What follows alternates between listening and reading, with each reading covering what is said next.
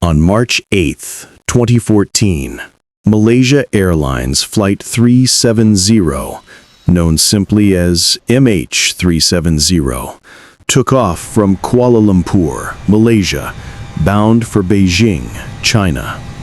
It was a routine red-eye flight, scheduled to last just under 7 hours.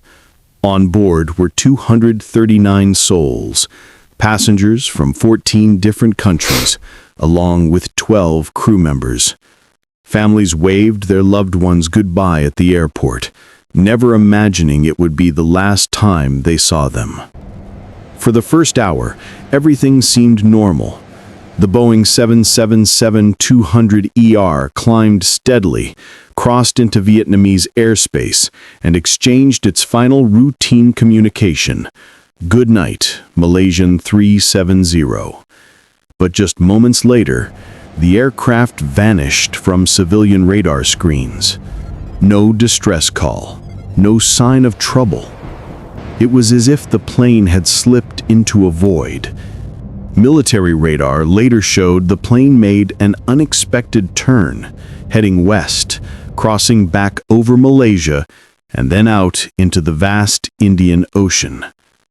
But even this data raised more questions than answers. Why did it turn? Who was in control? And why didn't anyone on board manage to call for help? What followed was one of the largest and most expensive search operations in aviation history. Dozens of nations joined forces, ships, planes, satellites, all scouring the oceans, chasing faint signals. For weeks, the world was glued to breaking news alerts, hoping for survivors. But nothing. No wreckage, no debris, no oil slick.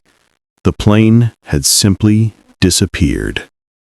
Then came the theories.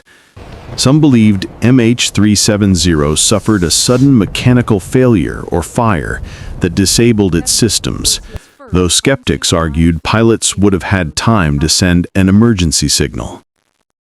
Others suspected a hijacking, either by terrorists or even by one of the pilots. One theory points to Captain Zahiri Ahmad Shah, suggesting he may have deliberately diverted the plane in a carefully planned act. His supporters, however, fiercely deny this, describing him as a skilled, dedicated professional. Satellite data later suggested the plane flew for nearly 7 hours after losing contact before plunging into the southern Indian Ocean.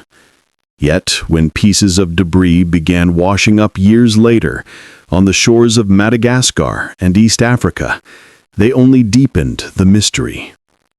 If the plane crashed, why hadn't the main wreckage been found?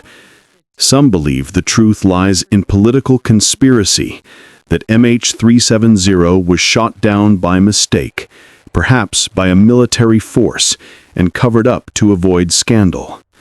Others whisper of more outlandish ideas, secret bases, stolen technology, even abduction by forces not of this world. Each theory is met with doubt, but none can be fully disproven. But beyond the speculation, there are the families, wives, husbands, children, parents, left with no answers, no closure. Many still gather each year, holding on to fading hope that one day the truth will surface. For them, MH370 isn't just a mystery, it's an open wound.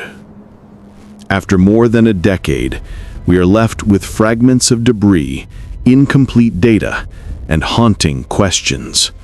What happened on that flight? Who was responsible? And why, in an age of advanced technology, could a massive jetliner simply vanish without a trace?